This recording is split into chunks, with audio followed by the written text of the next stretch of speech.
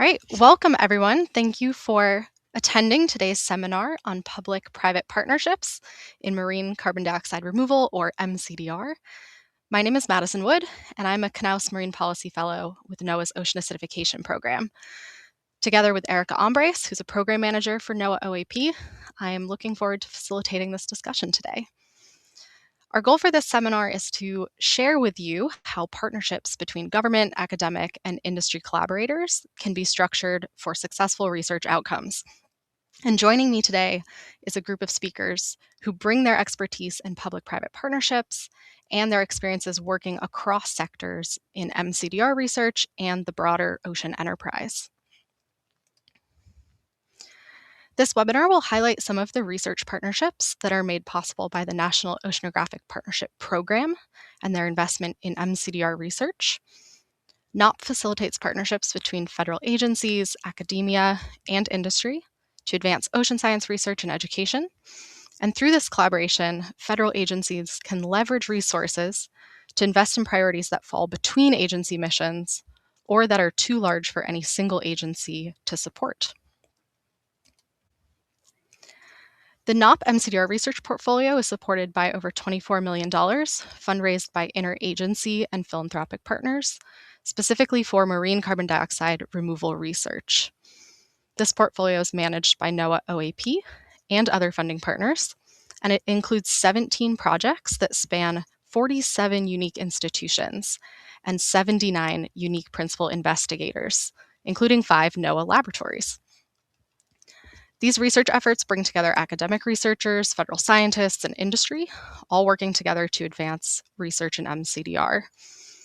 The goal for today's seminar is to share perspectives and lessons learned from these public-private partnerships to help all of us better understand the mechanisms and the tools and the different approaches that can be used to structure research collaborations. So we're first going to hear from NOAA's Technology Partnerships Office about different kinds of partnership agreements and avenues for beginning new collaborations.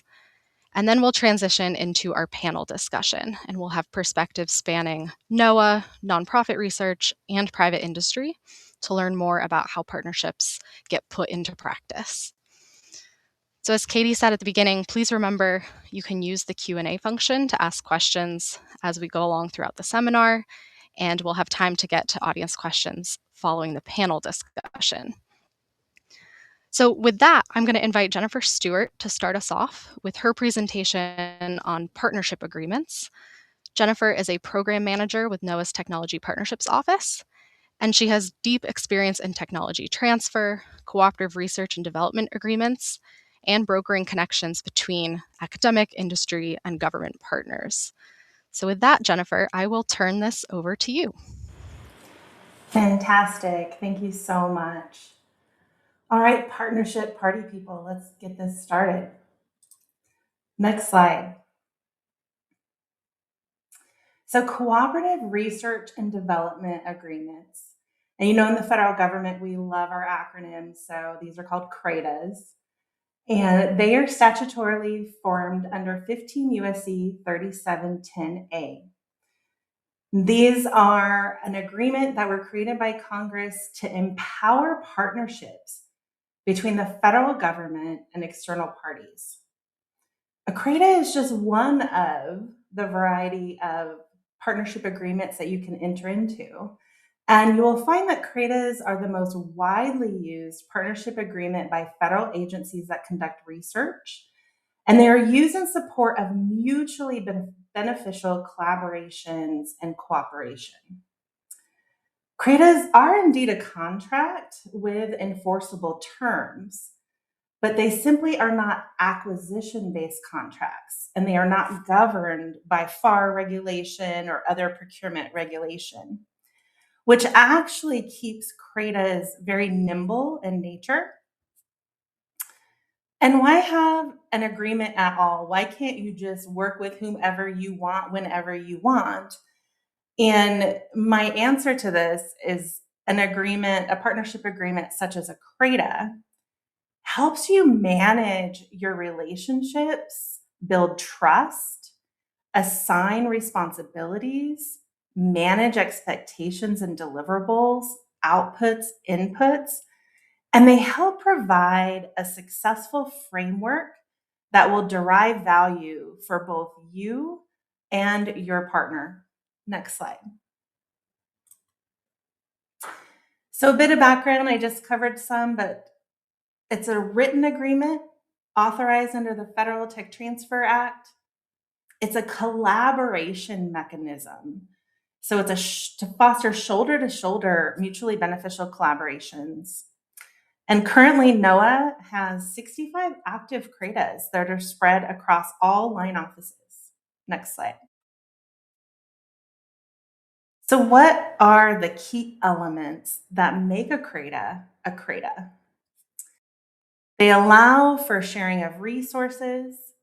Again, that framework, that collaborative statement of work that governs the activities, tasks, deliverables, and inputs. They align with NOAA's mission. That's one of our requirements under the statute. And they're a best effort basis. Why is a CRADA useful? Why is a CRADA useful to you? And why would you want to enter into a CRADA with a partner?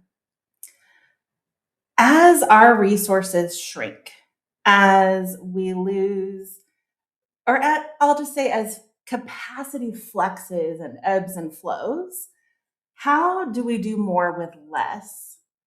CRADA partnerships can be a significant force multiplier and can increase our capacity in R&D through sharing of resources.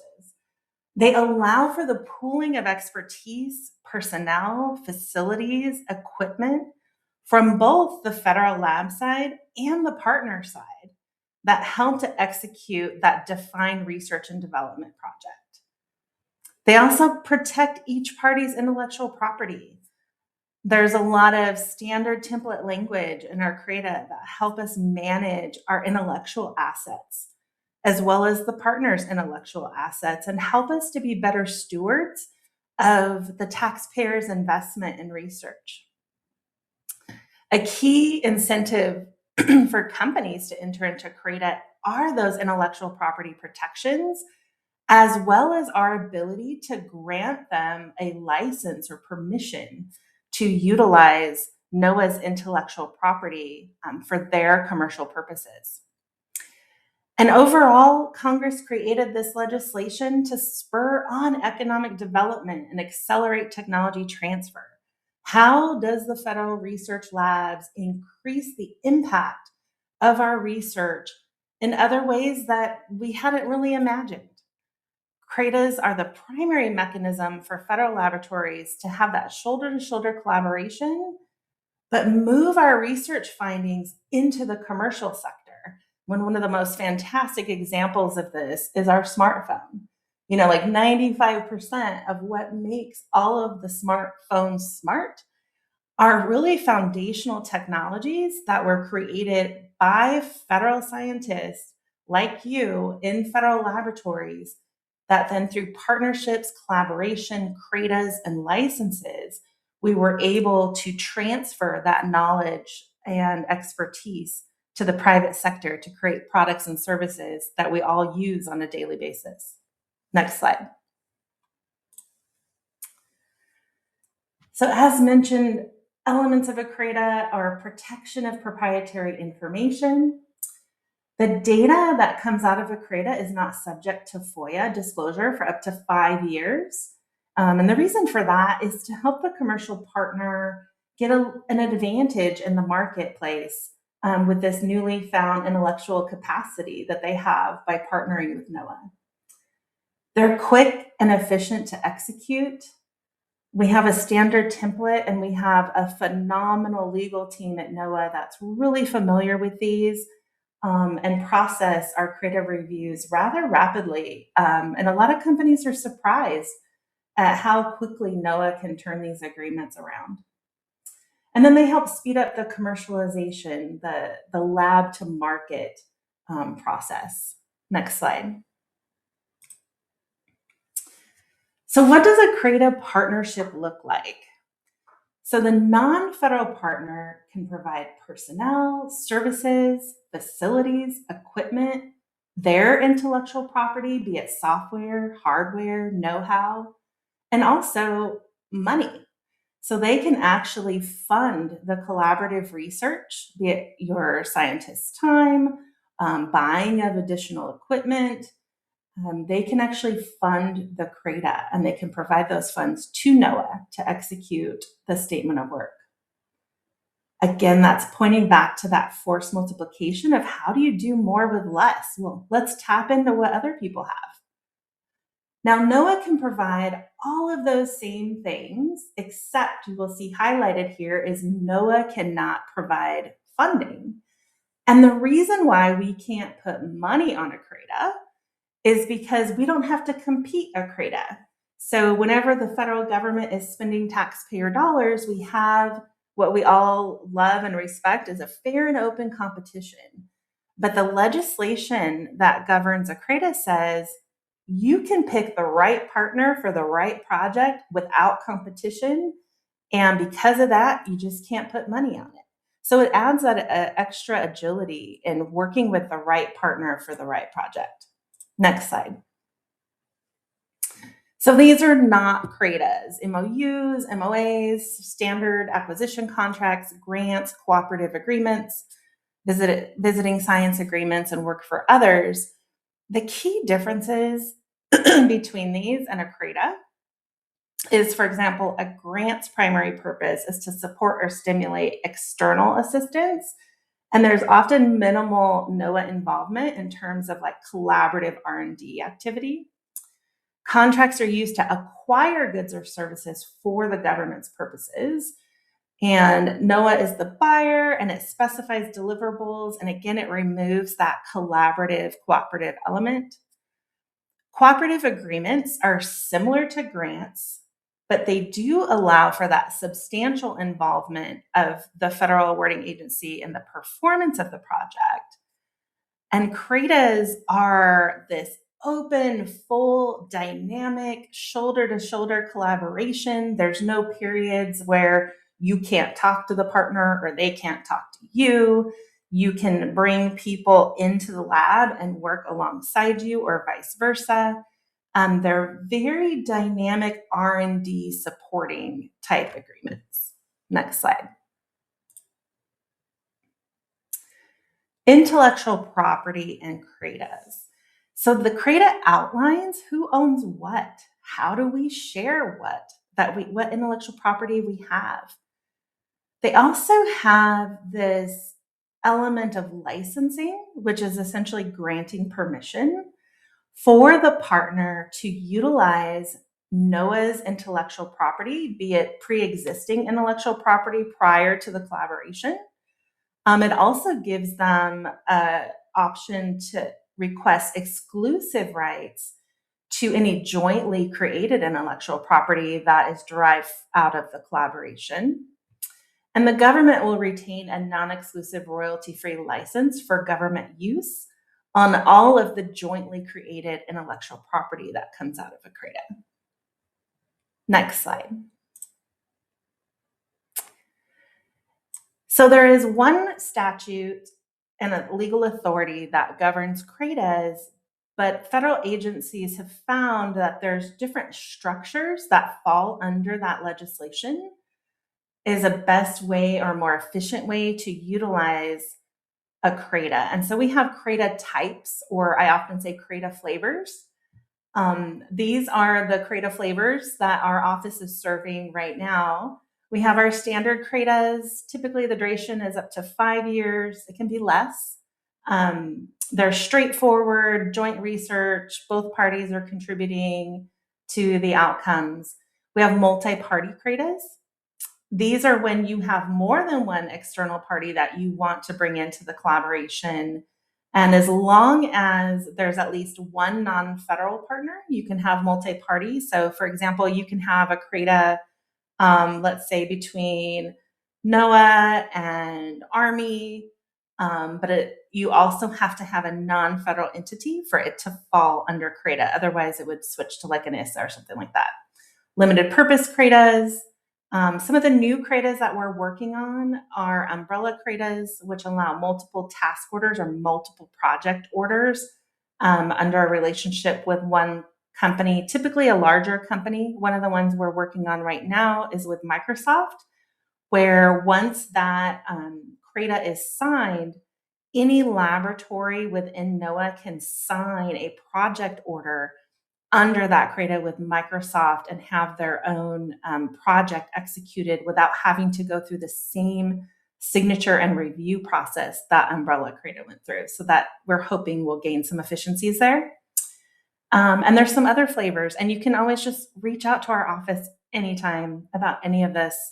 And you basically are responsible for coming up with what it is you want to do.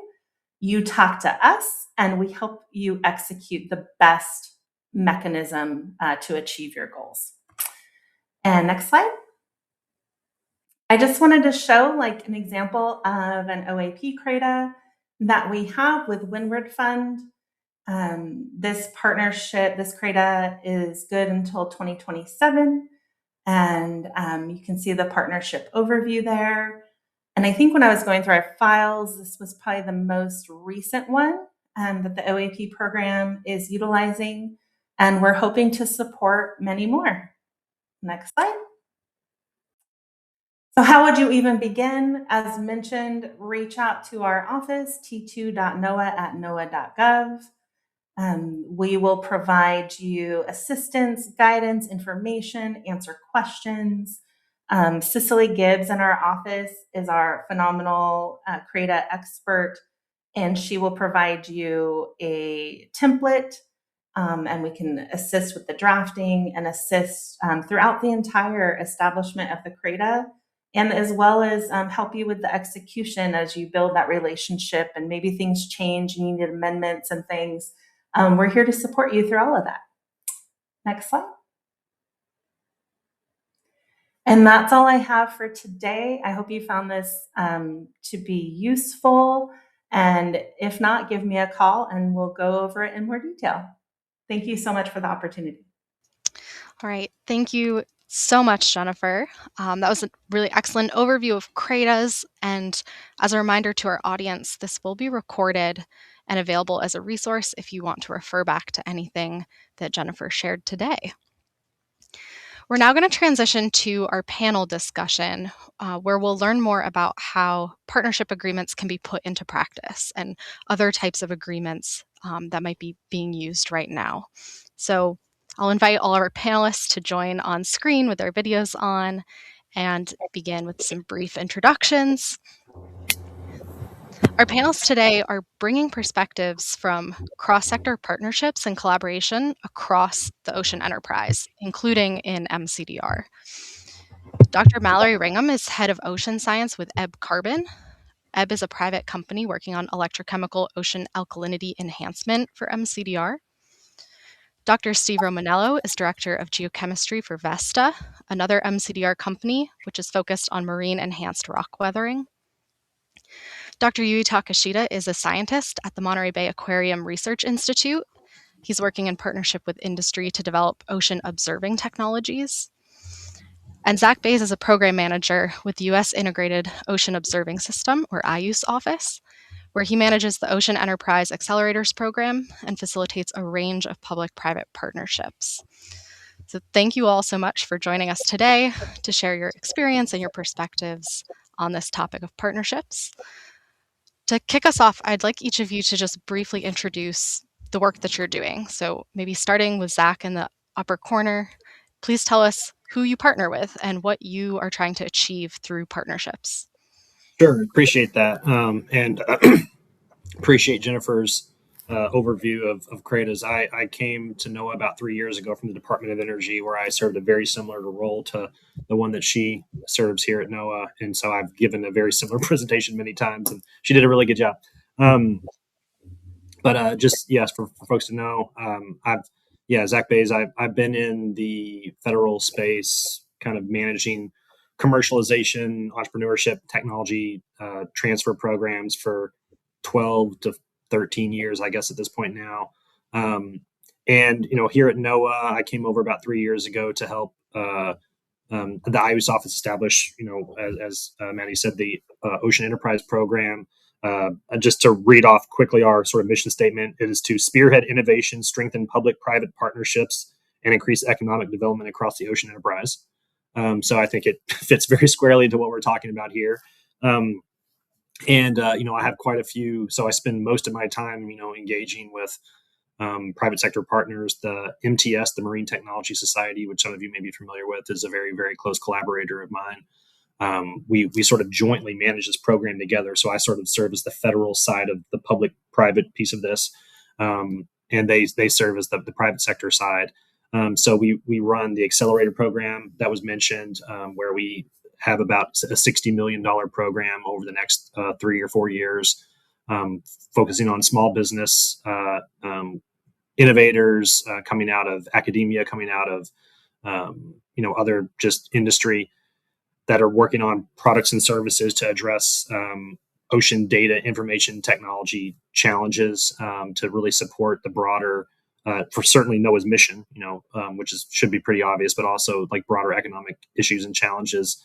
And so really supporting a lot of small businesses and entrepreneurs in that respect, helping them navigate partnership mechanisms and things like that. But then also working with a lot of our larger industry partners to really understand where are the needs gaps, where are the challenges, where are the opportunities for innovation and new technology that NOAA and our partners can work with, so that we're ensuring that the work that we're doing is actually aligning with identified industry needs and goals. That's my spiel. That's great. Thank you, Zach. Let's move toward the research side, and maybe Yui, do you want to speak next about what you're doing in partnership? Sure. Hi, everyone. Thanks for inviting me to be a part of this panel. My name is Yui Takeshita. I am a scientist at MBARI. I've been there for 9 years. Time flies when you're having fun, I suppose. But I have a background in analytical and physical chemistry, and my main research focus is really developing biogeochemical sensors for sustained observational networks. So really trying to scale from the ones to hundreds, if not thousands, of sensors so that we can get real-time information, biogeochemical information from the ocean, world's ocean. So my lab, in collaboration with many other labs at MBARI and also internationally and nationally, working on the biogeochemical Argo program. So trying to establish a global array of robotic profiling floats equipped with biogeochemical sensors. And so that's the open ocean, and trying to extend those observations to the coast using underwater gliders, using the same or similar sensor technologies.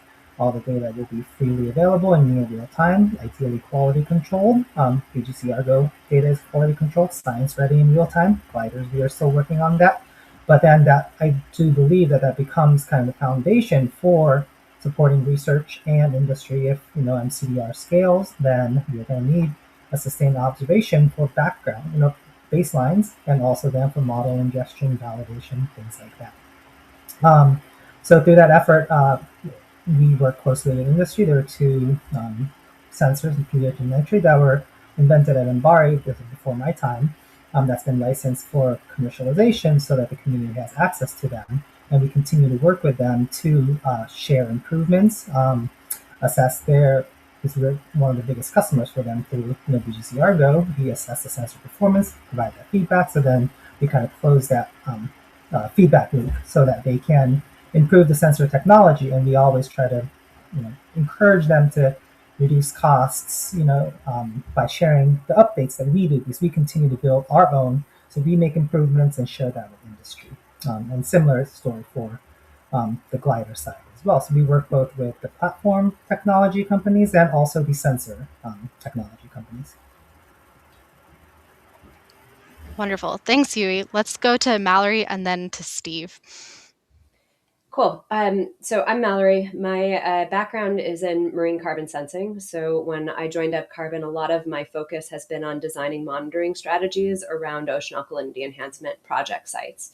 So I'm on the industry side, but I work really closely with collaborators in federal, international, and just academic university laboratories.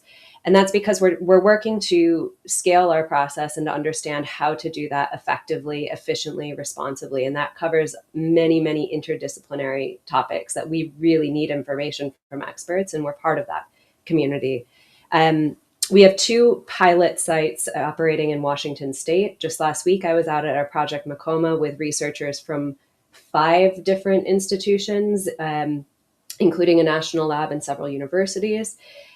So finding ways to bring external researchers into ABS field sites and ways to do that with, as was mentioned earlier, declining resources is really important for us, because there's a lot of challenges that we can't tackle at very small scale pilots, but that we're going to need to understand if the industry is going to scale well. I'll stop there. Hey all, I'm Stephen Romaniello. I'm the Director of Geochemistry at Vesta. I've been with the company about 5 years now. So Vesta is a public benefit corporation with a mission to responsibly research and develop marine enhanced weathering for ocean alkalinity enhancement. I really wanted to be on this talk today because I've got a long background in history now in all sorts of different parts of academics and different organizations. I've been a soft money research scientist. I've been a lab manager. I've been a faculty member, and now I'm one of the scientific heads of a major, R&D company. And so I have a lot of different perspectives, and I've engaged in research over the years in lots of different ways from all sides of the fence. I'll say, Vesta partners with a lot of different government agencies and universities really to get access to unique skills, experiences, competencies, or facilities that it would be hard or expensive for us to reproduce privately as like a one-off effort. And in return, we're able to provide public and academic researchers funding sometimes. So we'll issue grants and cooperative agreements. We'll also provide access to really unique research opportunities, technologies, and field pilot sites that take, years to permit and millions of dollars to establish, right? We're moving 8,000 tons of olivine across the entire Atlantic Ocean and then partnering with marine contractors to put this into place. And like Mallory said, we're really interested in doing that collaboratively with government entities, academic partners, bringing in researchers to join our projects, and sort of using that to make all the science that we do more transparent, to make the science that we do better, and really just to have some fun and get to know more people and expand the field.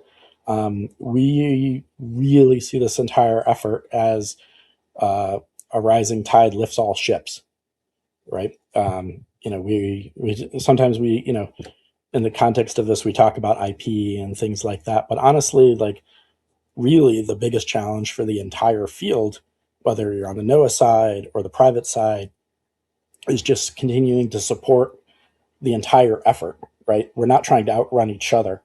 We're trying to outrun, frankly, headwinds that are blowing against us right now as we try to get this industry off the ground. And it really takes sort of a collaboration to make that happen. So I think that's my 2 cents. Thanks, Steve. And thank you all for sharing those introductions and the overviews of what you're working on. You've all touched on it a little bit, but I'd like to ask each of you to dig a little deeper into the specific reasons that you work in partnership or that you facilitate partnerships outside of your own sector. So really, from your perspective, from your experiences, what are the specific problems that these partnerships help you solve that you could not solve on your own in your own silo? Let's start with Yui and do the same order around. Okay. Yeah, thanks. So I kind of come at this, again, coming from the Department of Energy and working in the energy industry where, and at DOE, I really sort of worked on this in the renewable energy sector, in the advanced manufacturing sector, the vehicle sector. And so it really kind of broadened out. And frankly, I was starting to work a little bit in offshore wind, which is sort of how I parlayed, got involved in NOAA and partnered with NOAA on various different things. So I've really kind of, my sort of purview really comes at it from like a whole, like kind of government technology development and partnerships, not specifically just in the marine space. But I think there's a lot of sort of broad lessons to be learned across the board on this. And again, it's just there was in our talk earlier, there was a little bit of talk about CRADAs and kind of what the value of a CRADA is, and I endorse all of that. But I think, really just to dig into it some, it's really about understanding the resources that both the public sector and the private sector can bring to a challenge or a problem, trying to do it as efficiently as possible, and just understanding and mitigating risks, right? There's different ways that pretty much, I'm an economist by trade, by background, by training. And, if you really, really understand the history of economic development, it's always a very intimate kind of relationship between government mandate, policy, which certainly drives markets, in many ways. I think mCDR is a perfect example of a market that in many ways is very, very, driven by regulatory, developments. And so really bringing the public and the private sector together to sort of inform those various different elements of some of these challenges, I think is really, really, really critical. I mean, some of the big things that, in my experience, having worked with quite a few research scientists over the years that develop something new and cool that they believe is going to save the world, but they don't really understand like how to turn it into something or make that happen. Bringing in private sector partners can really start to help, address issues like scalability, economic viability, market development, those types of things that are kind of outside of the purview of a lot of research scientists, but are in many ways deeply, deeply important and critical to actually getting those new innovations and technologies out into the real world and solving those challenges, as opposed to sort of sitting on a shelf somewhere. And so I think, broadly speaking, that's kind of why I really dedicated a lot, my career at this point to sort of helping trying to build that bridge between the public and private, so that, they can work together to actually not just invent solutions, but actually invent and then deploy those solutions in ways that solve, all the challenges that we're all trying to work with, particularly in NOAA's mission in this case. But I think, many scientists and researchers across the federal government are trying to do similar things that they're passionate about, and bringing the private sector sort of into that to understand how to leverage their capabilities and resources in ways that can really bring those things, out into the real world is kind of what it's all about from my perspective. Thanks, Zach. Yui, you want to go ahead? Yeah, great. Thanks. So I'm going to kind of follow up on what Zach just said. I completely agree. So the biggest challenge from our perspective that is solved by partnering with the private sector is scalability, right? So if there's a new sensor technology that we develop in our lab, we can make the ones to maybe tens in the quantity, but beyond that, academic labs are not set up to do mass production, nor they really should be, right? And also that every time that you spend for manufacturing and building sensors is time taken away from developing new technology, right? So there's an opportunity cost there. So I think the role of academia, is really to kind of invent things or do the research, do things that haven't been done. And by partnering with the private sector, then that technology, if it is viable to get scaled, then it's the job, then the private sector can work on that, right? I was actually listening to a podcast recently, interview with the CEO of IBM. I forget their name, but they mentioned inventing something actually kind of the easy part.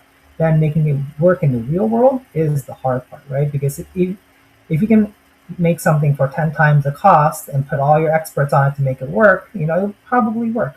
But then once you have to make 1,000, 10,000 of them, not in ocean, but in other industries, and make it for a tenth of the cost and with less, trained people, that is a huge challenge, right? And that is a very different challenge than what the research community is trained to do and where the expertise lies. And that expertise really lies in the private sector. So I think that's the kind of the big problem that we solve. And in ocean sciences, and I think this is not true for all fields, but at least in our field, the market's small. Like it's the ocean science observation there's not a big market, so the private industry can't really put in, upfront a lot of R&D costs, the continuous improvements, things like that, because they just can't recoup their costs, right? So that's where I think our role of working with the private industry to continue to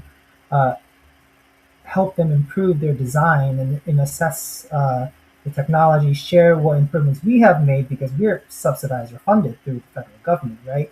But then because we talk to private industry on a weekly to monthly basis, that information can get translated to them and then they can implement it if it is feasible, right? And so that channel I think is a really effective way to help the R&D process for the private industry because we're not making iPhones, let's just be honest about that, right? So that's a significant challenge where the classic, I think, business model that, people who think about, are trained in the business world, they just don't really get in that specific challenge that we have in our community. Mallory, I'll turn it over to you next. Yeah, so some specific things that I think about a lot when we're working with partners are longevity of results. So we've had decades to think about ocean acidification and to study all sorts of species and ecosystems, and we still don't have it figured all out. There's a lot of work to do there. And we don't have decades to sit and figure out, little bits of what is going to happen to this insect or that fish. We need to advance how we're thinking about how we do OOA research and mCDR research really quickly if we're going to hit mid-century dents in emissions. And so we need the breadth of experience that's in academic and federal labs that you just don't get in small companies. We have a handful of folks at any given startup who are really in depth on their technology, on what they're building, on their specific field sites. But if we can't go and consult with independent academics who can tell us what may or may not work in different contexts, then the whole thing is moot. There's a lot of trust that's built into academic and federal networks that we can't expect to arise out of industry standing alone, right? So no one's going to believe me if I'm running lots of experiments on lots of relevant species in my area nearly as much as they're going to trust NOAA partners and academic partners. And that's really critical because mCDR is a new industry, CDR is a new industry, and people generally don't understand ocean chemistry. And by people, I mean people who are living in the deployment area of any given mCDR project, right? So all of that is really, really important for folks to coordinate on. We can bring scale. We can bring reality in terms of what permits work for us. How is carbon funded? How is carbon removal funded? What mechanisms exist for us to move between different sites? All of that is information that we can bring. And we can also bring what's realistic to the academic world because we want to make sure that we can look back into the literature and see things that are relevant to what we're doing in the field. And if we're not talking across those barriers, then we could spend a lot of money researching a lot of different things in silos and we don't move forward. So, so those are all pieces that I'm thinking about from the oceanographic context. And there's a lot of other problem solving pieces that are more on the business end of mCDR, things like techno-economic assessments. We work with federal labs on that. We work on things like where you're siting a project facility, what are the community demographics, what are the needs of job creation and the economics that are helping to drive whether a project is or isn't feasible in terms of social license. And the independent academic and federal world is really, really valuable in getting that information across. And so we've had a lot of success in chasing down each one of these threads only when we've been working outside of our industry. Wonderful. All right, Steve, over to you. Yeah, I mean, we partner for lots of reasons. A lot of the reasons that people have already shared. Sometimes it's to get access to resources, like Mallory said, that are skills that we don't necessarily have in the company or that we need to develop quickly. I'll give you one example. We partnered with Professor Mike McCormick at Hamilton College.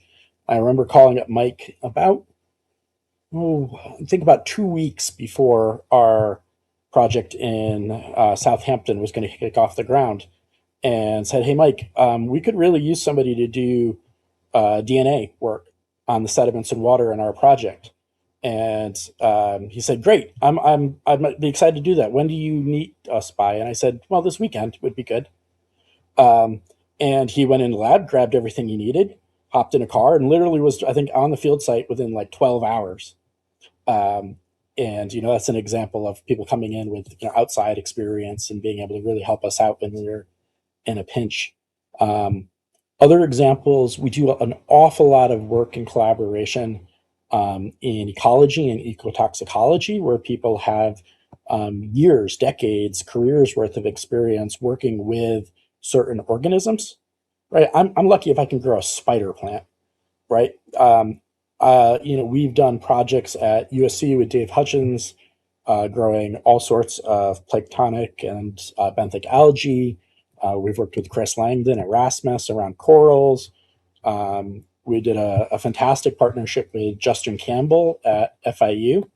That partnership was about growing seagrass, and like some of the most striking photos I have from all of our work is seagrass planted in olivine, and not only is it growing well in these tanks, it's actually blooming. It's thriving. I didn't even know that seagrass can bloom.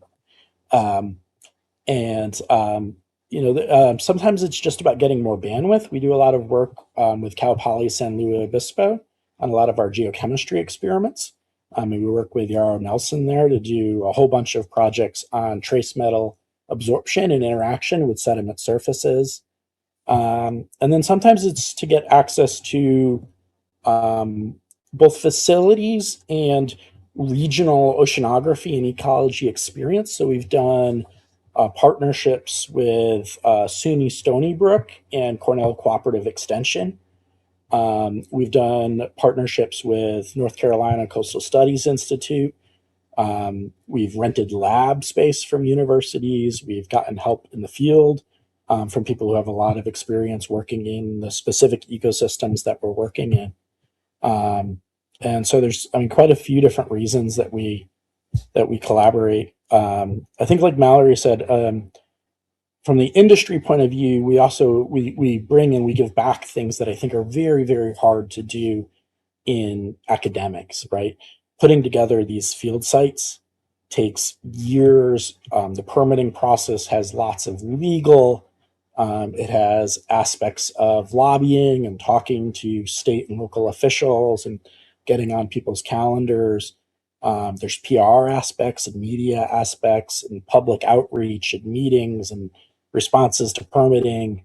And then there's, the real industrial logistics of cranes and front end loaders and ships and partnerships with overseas mining companies and things like that. That's very hard to do in a typical academic or, a NOAA type position. Like, we've got teams of logistics folks that we can contact. We've got lawyers that we can contact. We can do a lot of things that I think are hard to do in a more traditional setting. And I think the last thing I want to hit on here is, and it's something we've been focused on lately, is partnering with all sorts of different groups and organizations to help academics and our federal partners better understand the for-profit and the CDR supplier perspective of what technologies we think are actually possible to develop and possible to scale and implement. So that has a lot to do with thinking about feedstock availability and scaling, right? Can you get to, what would it look like to source 1 billion tons of this feedstock? Have you thought through that? We have. We know exactly where we go. We know which mines we'd be interested in. We know which mining partners we'd be interested in. Where you work, how close do you need to be to a port facility to make a project affordable? What's too expensive? What's too far? Things like that. And then a lot about just the actual, how you might frame the science. So like Vesta is very interested in looking at olivine in coastal systems out about to the edge of the continental shelf. I see all sorts of papers on the time about sprinkling olivine in the open ocean. We're never going to do that. That's not it. Those grains are going to sink. In order to have them not sink, you're going to have to grind them to 0.5 micron in size or something like that. You can't afford to do that. the LCA won't work, the techno-economics don't work. And so we're really interested in partnering with people that are at very early stages in research, even if it's not even an official partnership. Just reach out, email me, come talk to me, and we can help. We think we can help people that are interested in doing research in this space make sure their questions are relevant and focused, and that they aren't, out doing academic research just for academic research sake. If you want to have a hand in helping an applied industry get established, grow, research whether it's safe or not to proceed, like, we can really help with that. Wonderful, Steve. I'm going to kind of build on that last point, thinking about informal partnership arrangements, and then also connecting back to what we heard from Jennifer about CRADAs and some of these more formalized mechanisms. It would be great to hear from each of you, the specific kinds of mechanisms or approaches that you've used, whether it is more informal or if you've had, written agreements and arrangements with your partners. So maybe, Steve, we'll start with you and then work backwards. How are you structuring partnerships to make sure they are mutually beneficial and, ensure that public interest, remains at the forefront? Yeah, so we've had lots of different partnership agreements with different organizations. We currently have a testing services agreement with U.S. Army Corps of Engineering out of the Duck FRF Field Facility. We do lots of grants and funding arrangements with universities that look like, either a traditional grant or a partnership arrangement there. And then we do a lot of informal collaborations and partnerships too. I'm always happy to talk with folks and help to guide or design research projects. I pretty routinely participate in laboratory group meetings at universities all over the country, which is a funny part of my job now. But I'm happy to join your weekly group meeting and help you kind of think through research that you're doing, or ask questions or guide things. I enjoy that kind of stuff. I do it for fun.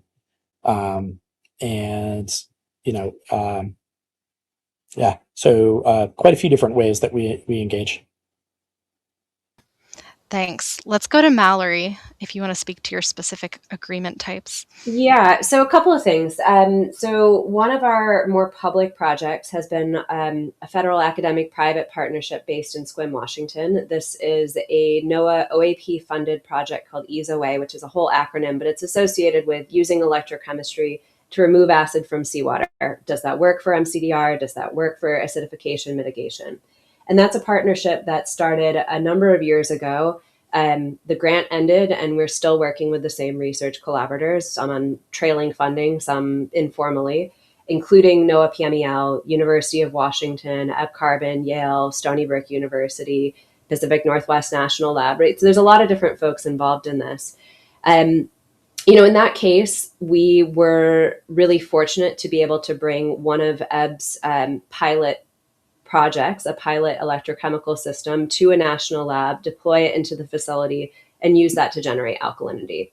And we're still running an experiment there under a CRADA with PNNL, and that gives us access to facilities. It gives staff that we work with, researchers that we work with, access to us to talk about how we might do research projects that maybe are related to EB and maybe are more fundamental research. So in that case, CRADAs and larger grants can really work hand in hand. We've had federal research grants come out of Department of Commerce, Department of Energy, NSF, variety of different places, and we apply for them the same way any other academic researcher would, usually in collaboration with a pile of researchers. And it's useful for us to be able to say, hey, we have a field site. Let's get some other collaborators in. Let's build out our proposal. Let's make a proposal for some NSF grant a lot more strong, because you can combine both the fundamental in-lab work with the field work. We've worked with researchers who have small business grants, some from NOAA, some from DOE. Those small business grants might be meant to help develop a sensor. And now you're bringing it to our site to test it in the context of mCDR, so that you know you have a customer someday, or that you know that you're even looking for the right signals. We've had lots of students show up at our field sites to collect all sorts of data. Some of that has been very formal. Some of it has been as informal as, look, if you can fund your travel and come here, I'll help you collect your sample and send you on your way. Internships are one way that we've been able to pull in students. And I think that that's really important for the mCDR industry because it's a small field and it's an interdisciplinary field and it requires experts in a variety of different places. And we need to train experts to be able to scale with the industry. So we've been really invested at EB in bringing folks in. Sometimes this is simple internships, getting a student on site, having them help with some sort of a biological test or chemical sampling. Sometimes it's a longer term engagement where there's a full proposal that's funding some external researcher. There's a lot of different ways to go about this. I think sometimes I hear from folks in university systems in particular that there are concerns over remaining independent when it comes to the mCDR industry. No one wants to show up at a field site and then be accused of trying to help that mCDR company succeed, whether that data might be twisted, whether any data is going to make it out, and all of these sorts of things. So we try and show these cases of really successful partnerships where we've published, where we are still working with researchers, and where we have agreements in place around data management and authorship and so on, so that everyone is coming out with the same understanding, transparent understanding of what we've been working on. We don't pay researchers in academia to come to our sites. No one has the funding for that unless you are a grant maker. We rely a lot on philanthropic funding to bring researchers to our site. And we use a lot of different internal mechanisms to help maintain independence so that folks can raise a hand and say, I feel like, what I'm writing is realistic and we need to understand how to author together so that we're not writing a sales pitch for someone.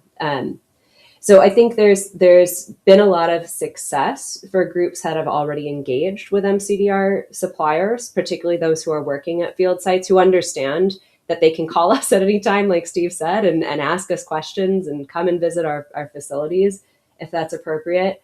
And I think we want to, part of the reason for this type of a webinar is to break down barriers for folks who aren't quite sure how to get started.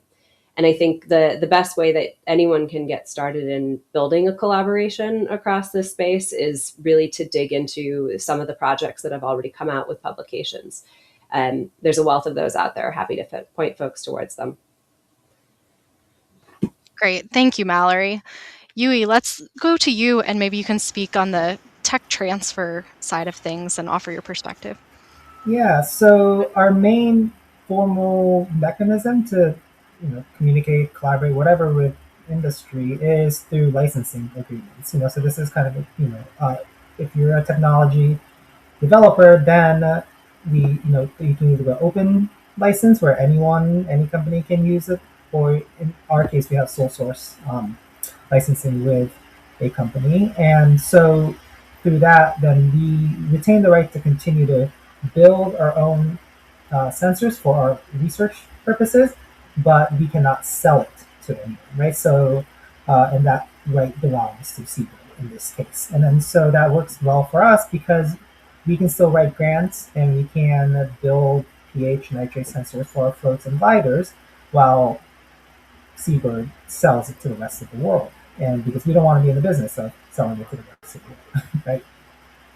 But that allows us to continue to build, iterate, improve, and further understand our own sensors because, the licensing, I think happened within the first couple of years, of the kind of development process. But then after a decade, 2 decades of experience, we learn a lot more, right? And all that knowledge is really at Barley, and then we kind of transfer that to Seabird. And I see that with other, the collaborators that we have at Scripps, for example, if you develop a float or a glider, right, and then license it to a company, the engineers that developed it are really kind of still continuing to push and improve the software, the hardware, and all that.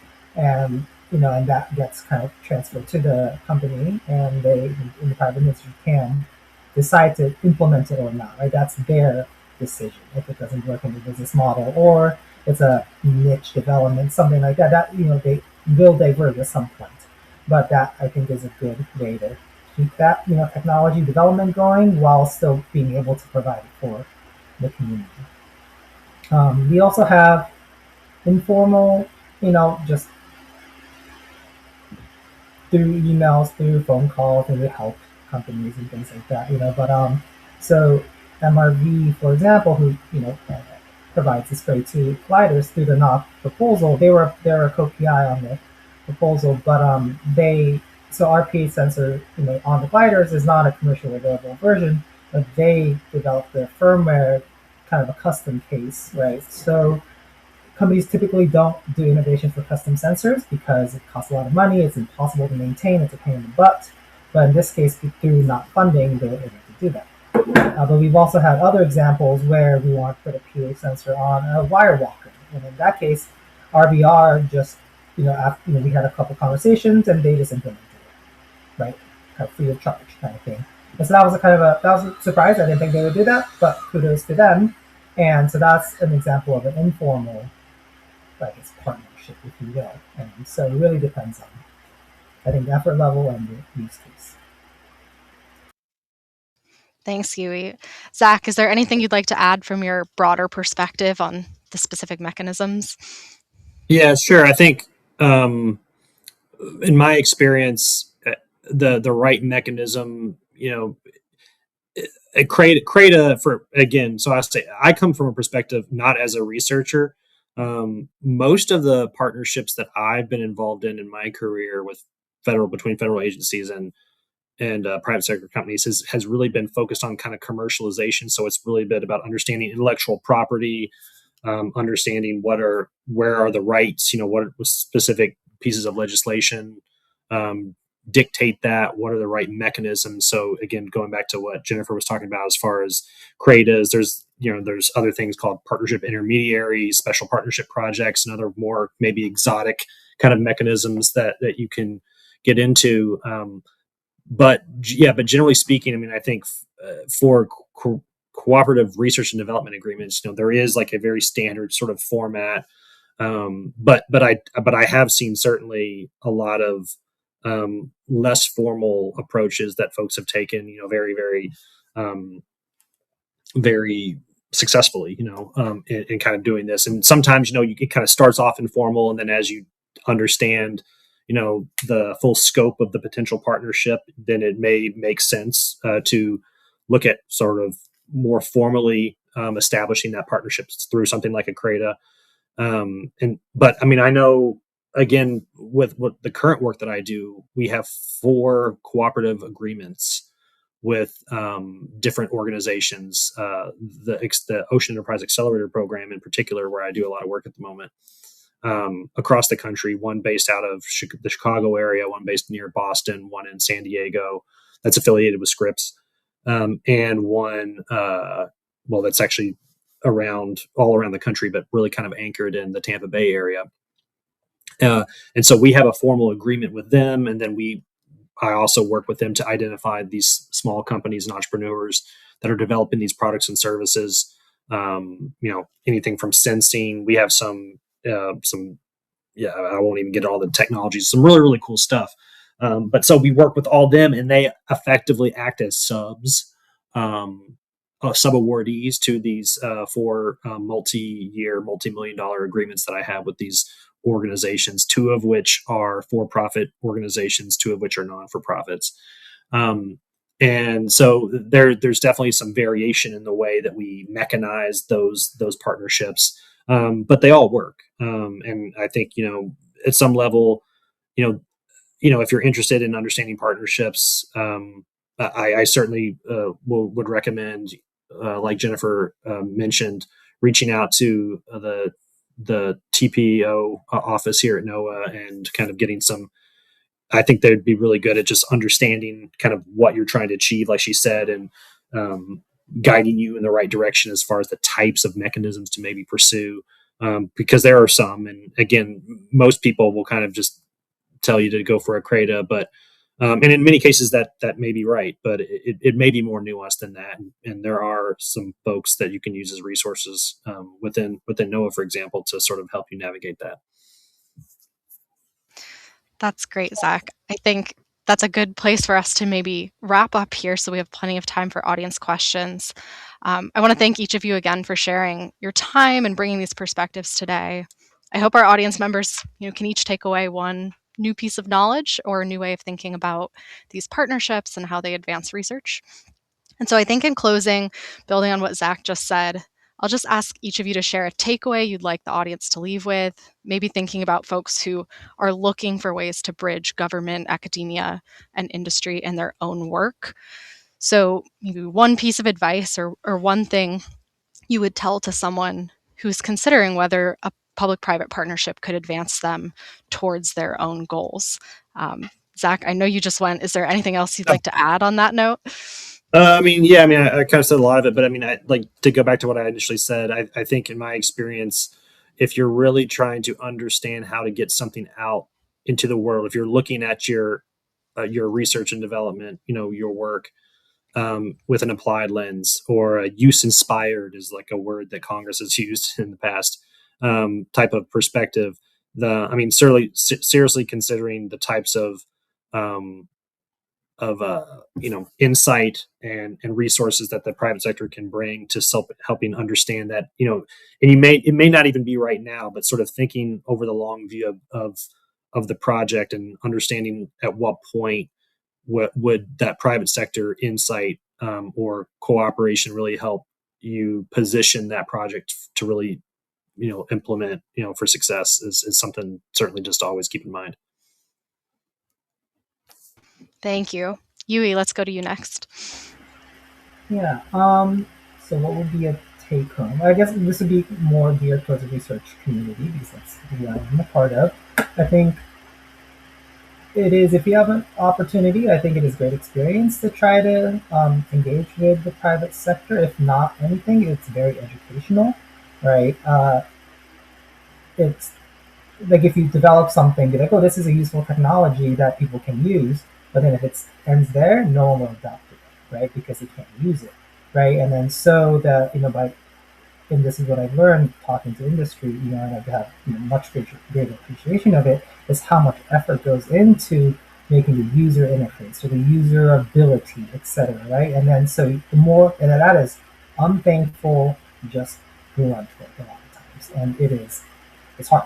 But if you get that right, more people will use it, right? So that's kind of this necessity before people use it, right? So that you can develop something that only experts can use, it will not scale.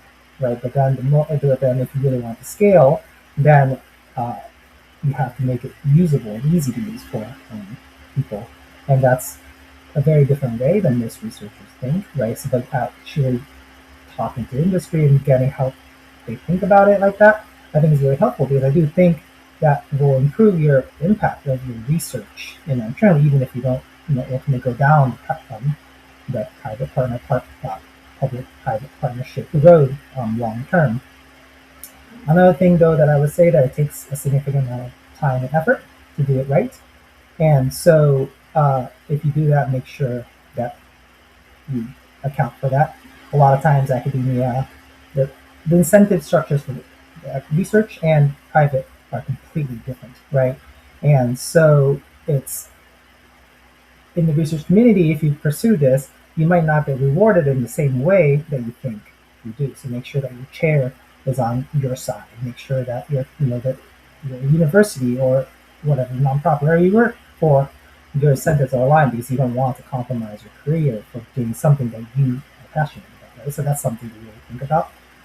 And a final point I wanted to make, this is not answering this question, but I forgot to say earlier, another key partnership, I would say, that have made our technology scalable and successful is the Packer Foundation, right? So Packer Foundation funds Environment, right? And then so a lot of people talk about the valley of death, right? So in terms of tech transfer, there's a development, a lot of money goes into inventing technology, right? That's the government job. They're really good at that. And then the other side of the scalability and selling is the industry. And they're really good at that. But then that transfer, that's the valley of death in between, but not a lot of funding agencies or fund that transfer part because it's not sexy, right? No, it's not that exciting to people. Don't fund it, but a lot of money goes into that. That's required. But also in this community, because again it's a small market, the continued development, improvement, R&D after, just because it's commercially available doesn't mean that it works. We all know, sensors that you buy, but this doesn't work the way it's supposed to, right? And so once, just because the TRL9, it doesn't mean that it's a scalable solution yet. So then in our community, we need sustained funding for continued development after these sensors have, or platforms, any technology has been battle tested in the field, right? Through not just the Pacific Ocean, the Atlantic, the Arctic, the whatever, and and then refine the design, engineering, and then to make it work and make it functional. And that sustained funding doesn't exist right now. And the Packer Foundation has admirably funded Mbari for 3+ decades now, and that is a really, really, really unique thing here, right? And then so philanthropy, if anyone's listening, that is a place that if you really want ocean technology to scale, mCDR to scale, that sustained funding for continued incremental progress. It's compound interest, right? Success doesn't happen overnight. It is effort, little by incremental effort over years, decades, that's going to make a successful company, technology, whatever. And that is just extremely difficult to find in this community. Thanks, Yui. Mallory, let's go to you next.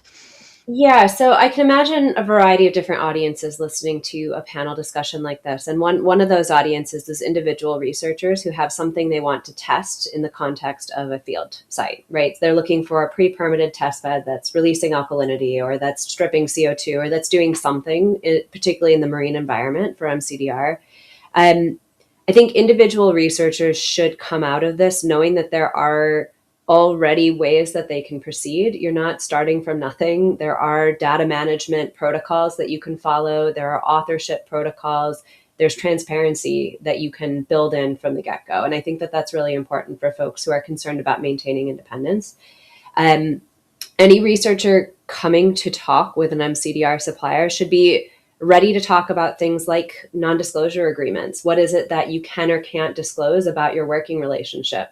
If someone comes to ebb to study phytoplankton around our field site, they don't need to be listening in on things that are happening in the control room upstairs. And is that a risk for ebb if someone takes that information and talks about it with a competitor? Maybe, so non-disclosure activities and non-disclosure agreements can protect different parts of a business, different parts of research, and they may be non-negotiable that you have to engage in some way, and you should be ready to talk with your department about that. Similar to IP agreements, data management agreements, those sorts of things may be written down. You may need to sign them. And if you're a university faculty, maybe you're not comfortable doing that on your own, but your department probably has a mechanism. And if not your department, your school of science or engineering or whatever you're working with can probably lead you through that. I've had a lot of students come out to our field site, and they in particular don't think about things like liability. What happens if I drop my sensor overboard? Who's going to pay for that, right? Those sorts of realities of coming onto field sites are not dissimilar from going to do research at sea. There's protocols for how you might handle different types of technology losses and so on. And then in authorship in particular, I think that this is a big one for us.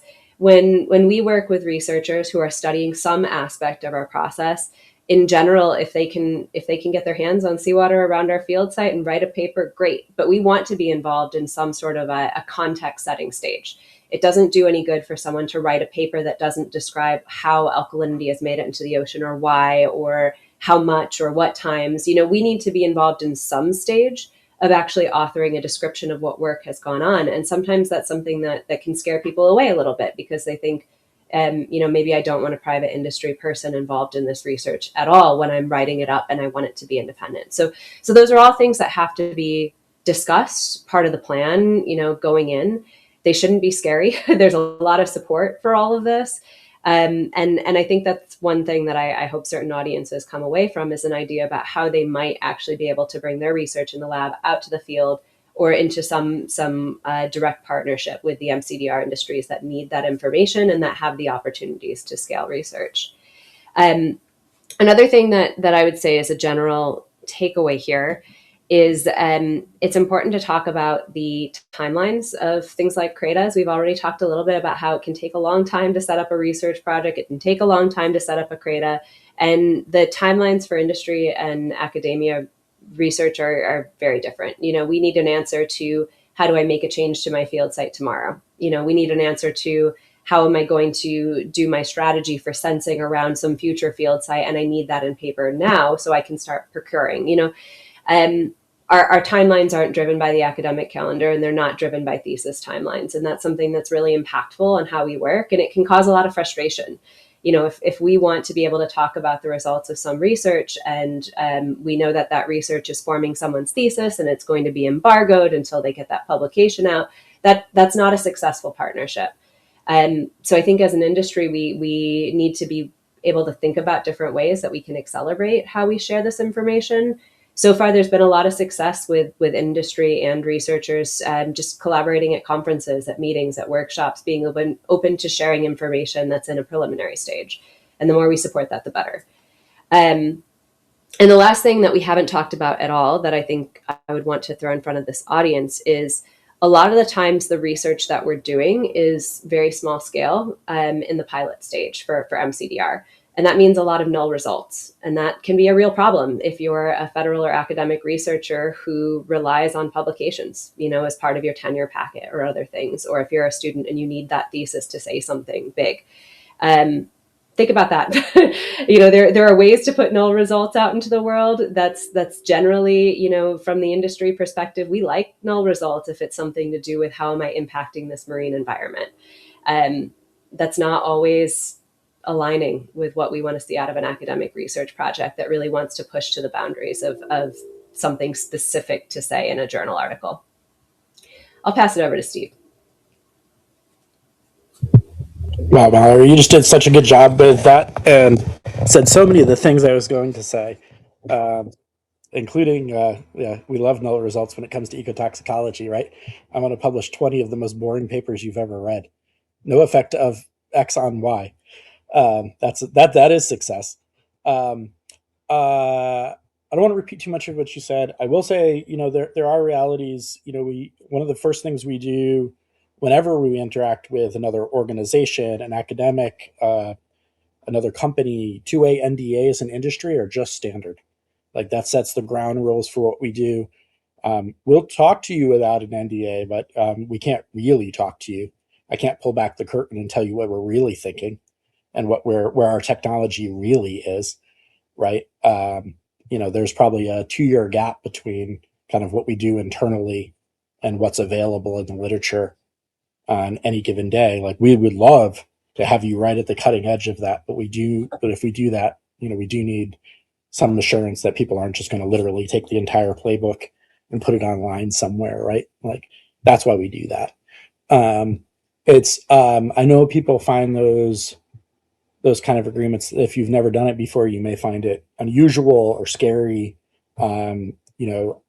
We're here. I can give you, references. I can walk you through what an agreement says. Our CEO is a lawyer. He can walk you through what that agreement says.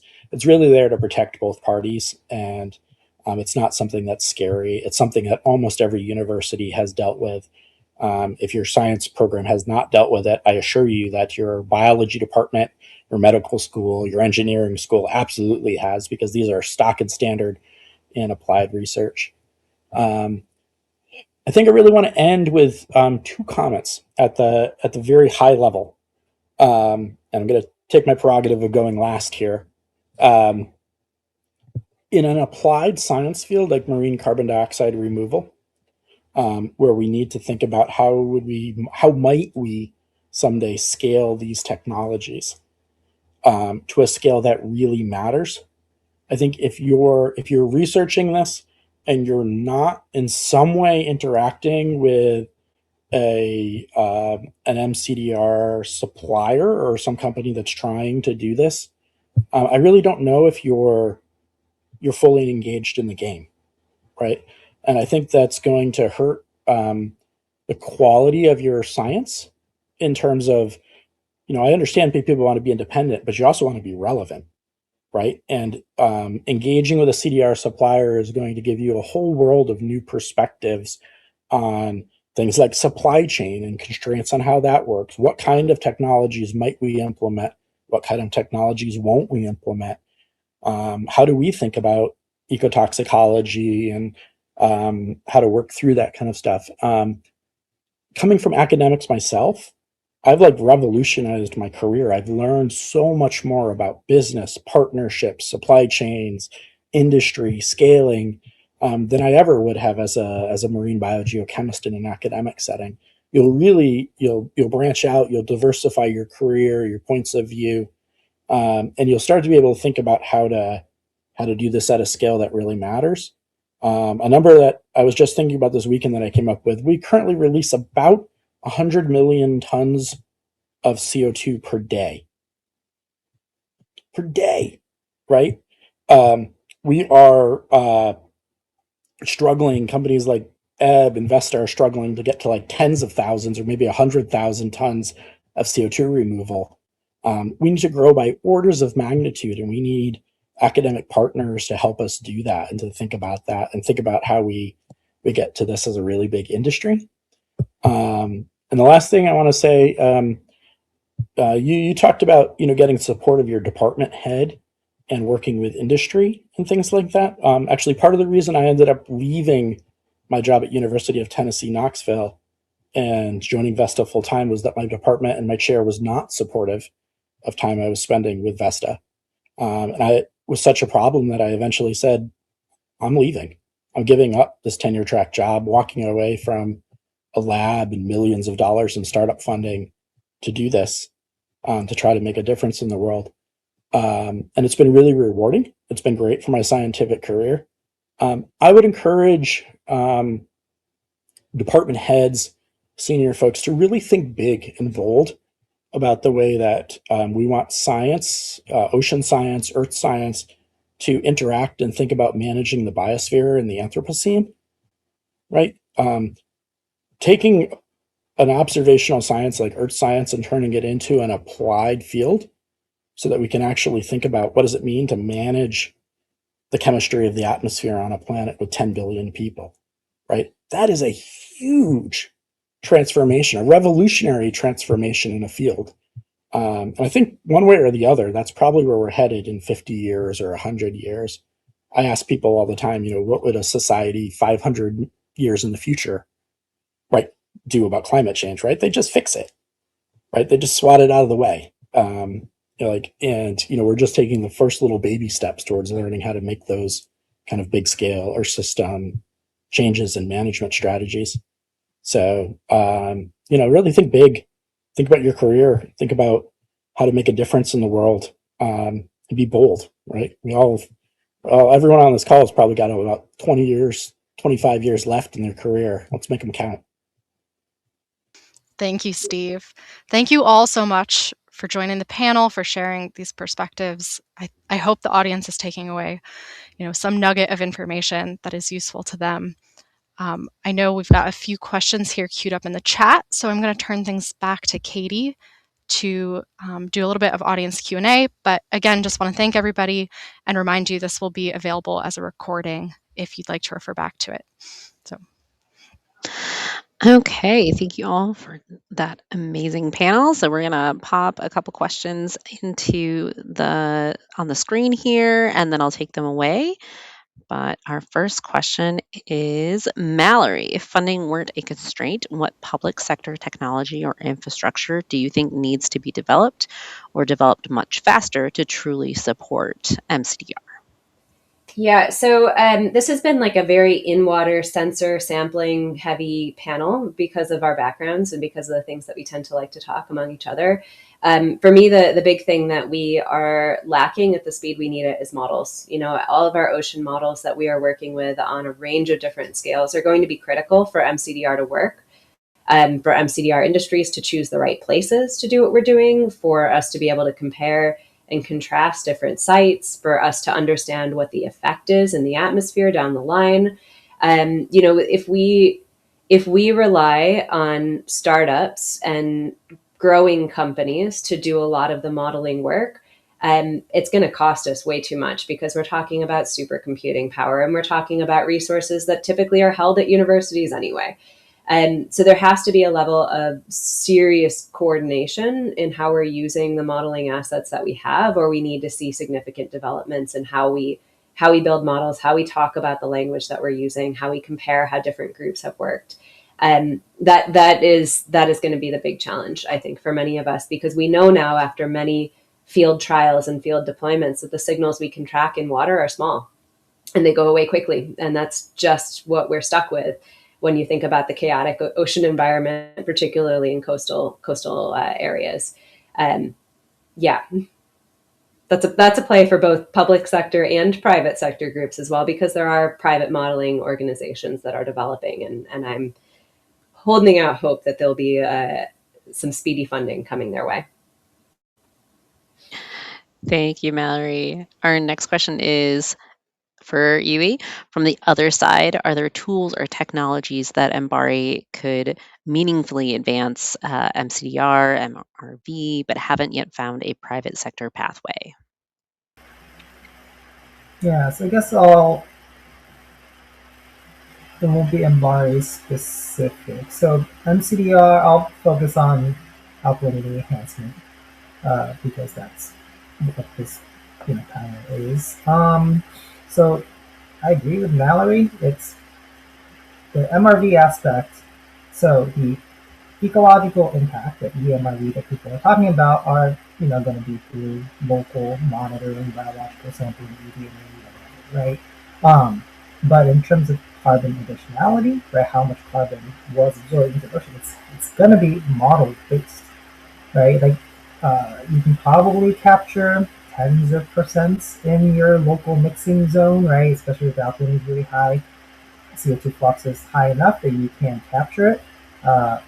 It's going to become harder and harder once it becomes a continuous flow rather than a pulse flow, like in experimental pilots that are happening now. So we're going to have to rely on models. And then, so I think the biggest challenge is how you, one, develop trust in the models. I have my skepticisms to, I think they do a good job or okay job in some cases to kind of get the mean states, but it's the chaotic, right? It's the prime trend, it's the deviation from the mean, the average condition that is really hard to model, and that's what really matters in the real world. An example I'll give is, we were trying to track a patch relying on forecasting models, and so we put our assets in one direction because all models were showing that direction and went the exact opposite direction. So, the models still are not capable of predicting surface flow 6 hours in advance in a tidally driven way. That's a huge challenge, right? But those are the kind of things that we need to develop. So that said, so the modeling side, I want to, yes, that is really going to be the problem. And in terms of market perspective, I talked to a lot of people who are kind of on the business, like credit selling, credit buying side, and some folks are like, if it's just model results, it's not going to be a high credit, high confidence credit. Like people just aren't going to trust it. So that's a huge challenge that we are going to have to overcome. But in terms of technology, so models are, they need to be data constrained, right? The weather models, for example, are constantly being tweaked by radar observations, satellite observations, weather balloons. That's why still, weather balloons are going up, because we really need those in situ observations so that the chaotic nature of the models or the real world have to be nudged back to reality constantly, right? And then so in the ocean, we need that baseline data that all the models can be built on, right? And so the models should be based on, they should compete on their skill, not who can afford the most money operations, right? And then so what I think needs to happen really is the government, philanthropy, whoever, really the sustained observations that all the models can use and assimilate, so that we all start in even playing field. And the more observations that are available for in real time, right, because that's what the models will need, that is what is going to prop up the modeling component and ultimately the MLV. So long way to say, so what are the technologies? I think a lot of technologies exist. Obviously we want more sensors that are perfect, platforms cheaper, etc. But a lot of that, I think, will, if we buy 10,000 platforms, I think price will come down, right? But it's really the human capital. We need that.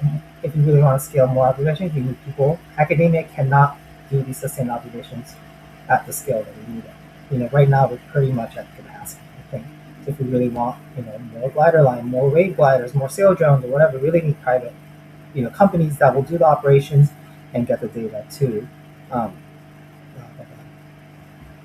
in the quality in real time that we need, um, and that it's more of economic than technological.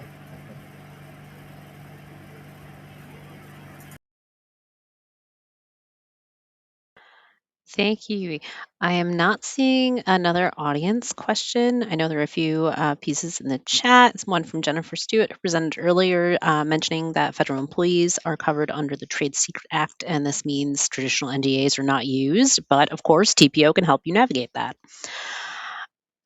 And I do see we're about only a few minutes away from the top of the hour. So, Madison, anything else you would like your panelists to discuss before we wrap up? I think that covers it. I just want to say thank you again, everybody, and thank you to our audience. Please look out for this recording. And as always, you can always reach out to NOAA Ocean Acidification Program if you have questions about the NOPP mCDR research portfolio or anything that we discussed on the seminar today. So with that, just say thank you, everybody, and have a wonderful rest of your day.